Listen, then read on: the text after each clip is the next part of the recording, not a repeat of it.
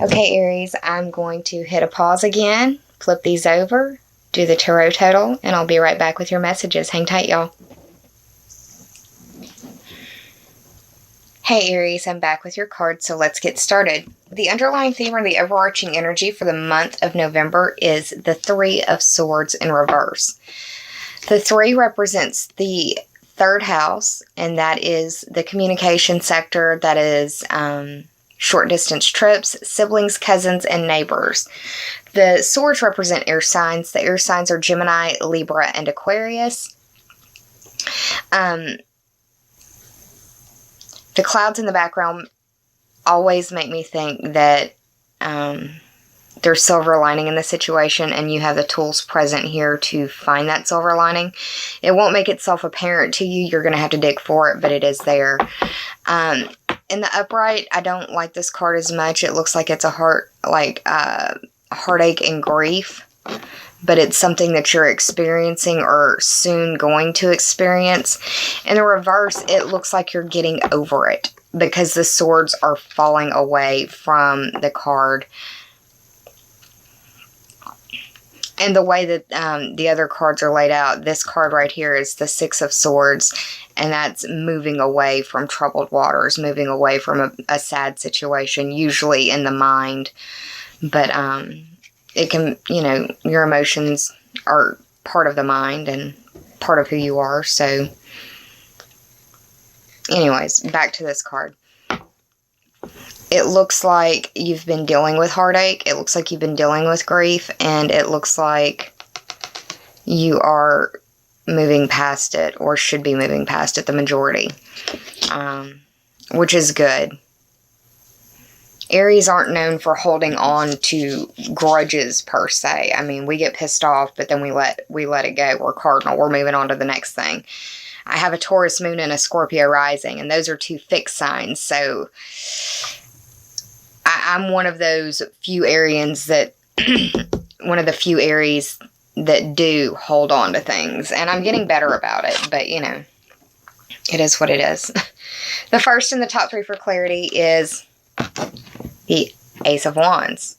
The Ace of Wands is representative of fire signs. Aries, Leo, and Sagittarius. We're having a lot of energy moving through the Sagittarius portion of your astrological wheel, so that's of note. The Ace of Wands represents the initiation, a creation point, the beginning, the start of a new idea, a new endeavor, something that you're going to go headfirst into more often than not. We've got another cloud here. More silver lining for us to dig through. It may be that you are coming out of a sad situation and going to focus your energy on something that can really take up your time. And that 9th house is a big house to take your time up in. The study of astrology is a lifelong study. The study of religion is a lifelong study. Higher education is a lifelong endeavor. Even after you graduate, many higher education degrees require continuing education units of some sort or another. So, I mean, and honestly, the minute you stop learning is the minute you start dying in my book. But I have my first house bisected by Scorpio and Sagittarius, so I was born in Germany. Way too much information about me there. Anyways, moving on. The second card is the Knight of Wands. The Knight of Wands is, it's a messenger. It's usually a fire sign messenger, or it's a courageous message. You may be having to step on your soapbox about something. I can definitely see this turning out to be like an impromptu or extemporaneous speech about some heartache that you've gone through or something, and I think you'll knock it out of the park. But the Knight of Wands, in like age parameters, if you're looking for an age group, this is late 20s, early to mid 30s, like 28 to like 36 like 36, 37. I see the kings and the queens as like in their 40s, and the knights, you know, mid to late 20s and on up to 40. So that's a little bit of a broad age range, but if it doesn't apply in the age range, it could be somebody acting that age. Wands, fire signs, that would be Aries, Leo, Sagittarius. It could be their sun, moon, or rising. But this person, it's like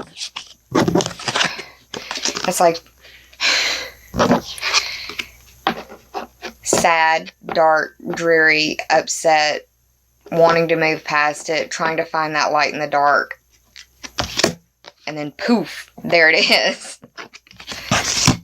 Coming in on a fast horse, maybe even a dark horse, just out of nowhere. This opportunity, this idea, this initiation, this beginning, this start point comes out of nowhere. And I literally see it coming out of left field for you.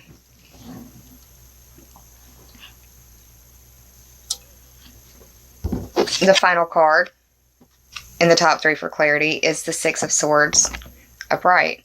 And this is moving away from a sad situation, usually in the mind. I mean, sad situations, you're sad because you're thinking about something that's got you upset in some way. It's in the mind. The swords represent the mental faculties to me. The swords are air signs. The air signs are Gemini, Libra, and Aquarius. It could involve someone of this sign group. Could be their sun, moon, or rising. But turning your back to the situation, you can't see any of their faces. And this is the troubled waters right here. And all of this is much smoother, much calmer. You're pushing away from it.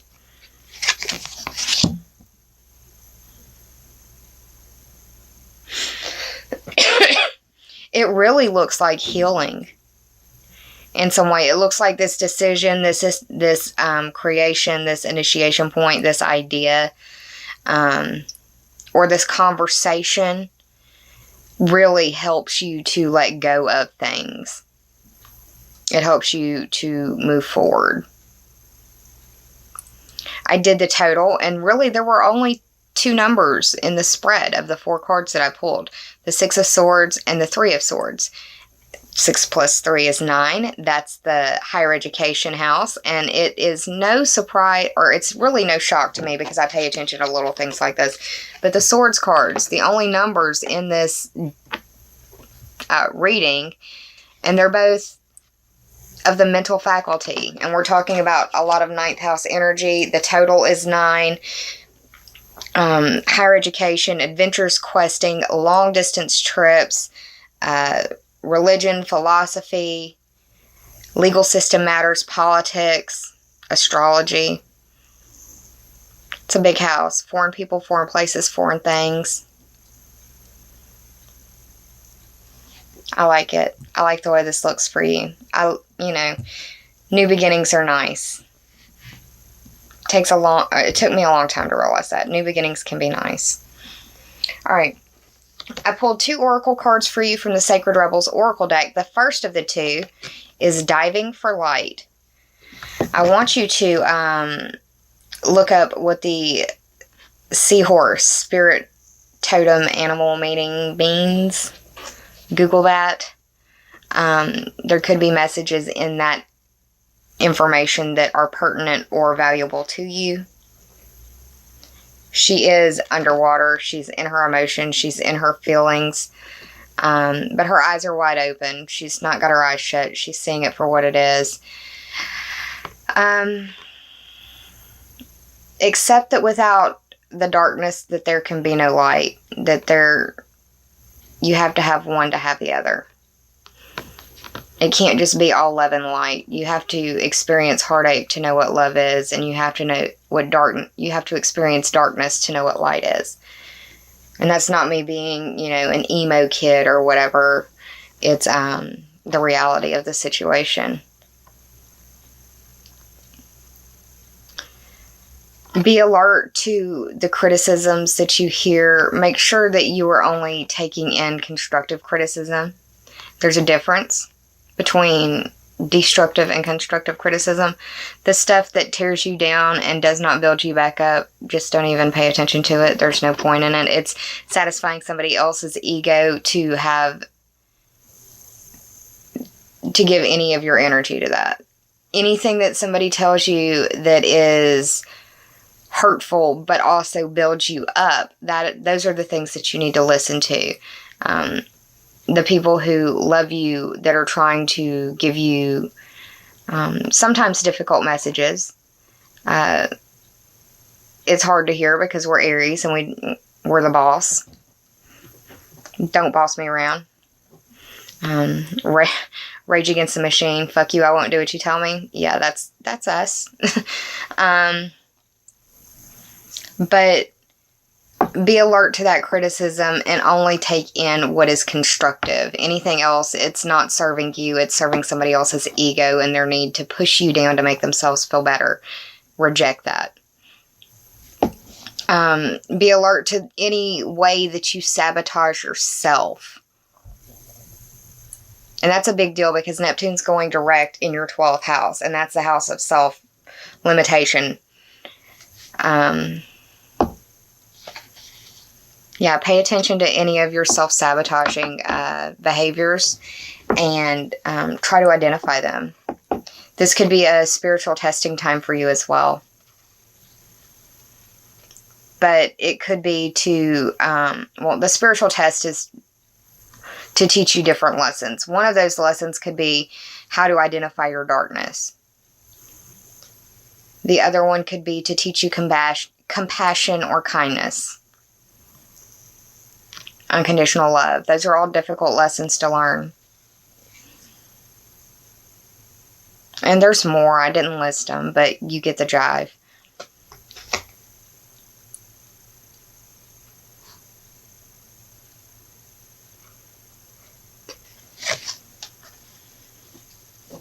Let's see. The second card that I got for you is the 26th card. Oh, that's what I didn't do. I was like, I know I didn't finish that. This is the 11th card of the Sacred Rebels Oracle deck. And the 11th house deals with your friends, your groups, your memberships, the teams that you belong to, the associations that you may be a member of. It speaks to your bucket list dreams, and it also speaks to your future wishes, goals, and dreams. Those types of things.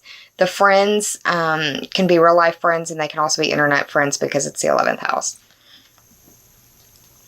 Now, this is the 26th card of the Sacred Rebels Oracle deck, and it reads, relax the hold of darkness and be at cause. It's a lot to say.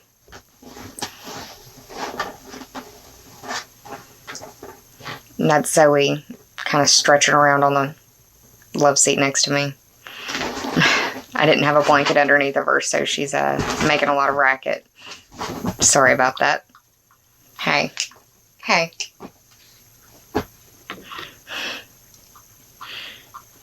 Alright, so the 26, 2 plus 6 is 8, and that's the Scorpio-ruled house of life, death, and rebirth, transformation, metamorphosis, other people's money, regeneration, and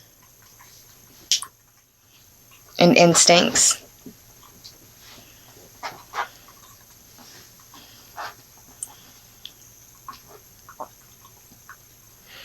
I'll be right back. She's driving me crazy. Alright, I'm sorry, y'all. I'm back. So, I already spoke about the 8th house.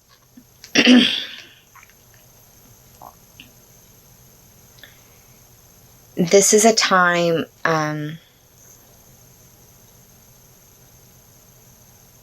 to relax. To stop being so hard on yourself. It's an invitation to dive deep. And there's green in both of these cards too. You may want to go outside and try to get your earth vibe on. Go for your nature walks. Enjoy the fall leaves. In the northern hemisphere anyways.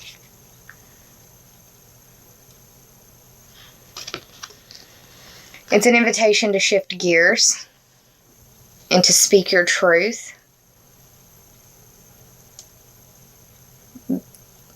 But to do it in love.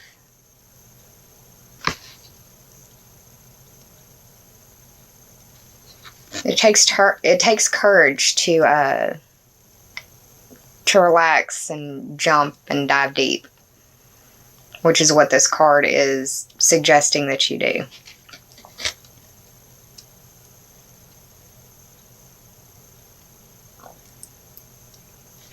Just by the visualization of the card or the imagery of the card, it looks like you're transcending something.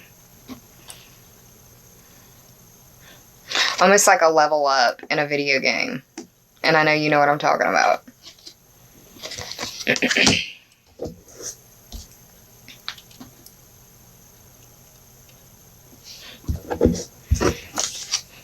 Okay.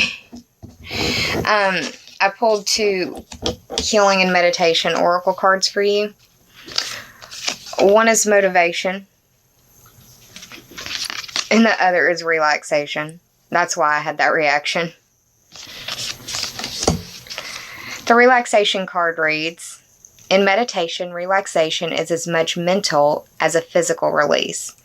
By focusing intently, you can use your mind to relax your whole being. If you spend many hours each day sitting in one place, you'll have plenty of opportunities to practice a meditation on relaxation. Consider the following.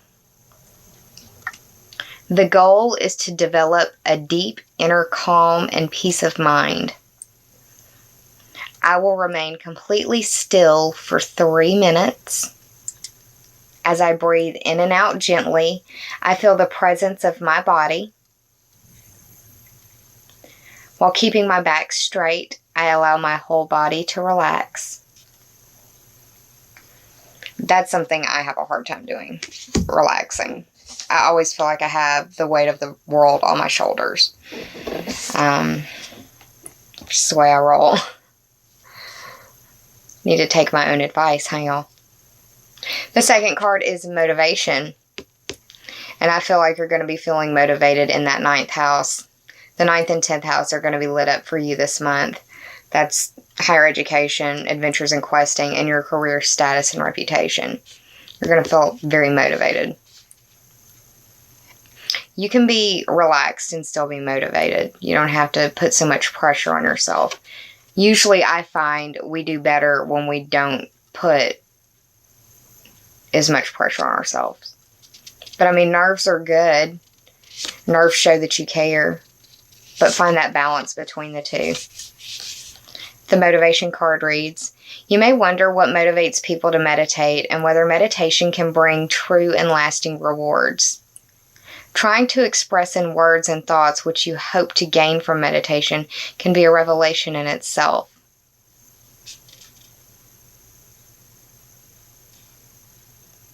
This is really for a meditation beginner. So it reads, I intend to learn more about myself and the purpose of life through meditation. May my meditations make me a better, more compassionate human being.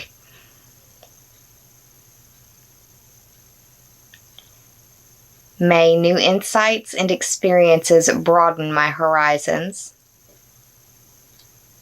May my life be happier, healthier, and less stressful. Amen, right?